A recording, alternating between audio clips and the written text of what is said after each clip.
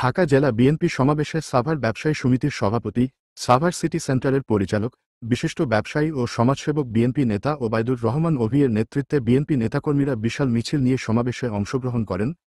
নিত্যপণ্যের দাম সহনীয় রাখা, আইনশৃঙ্খলা পরিস্থিতির উন্নতি ঘটানো, নির্বাচনের রোডম্যাপ ঘোষণা এবং ফ্যাসিবাদীদের নানা ষড়যন্ত্র মোকাবিলায় ঢাকার ধামরাইয়ে পৌর শহরের ঐতিহ্যবাহী যাত্রাবাড়ি মাঠে বিশাল সমাবেশ অনুষ্ঠিত হয়।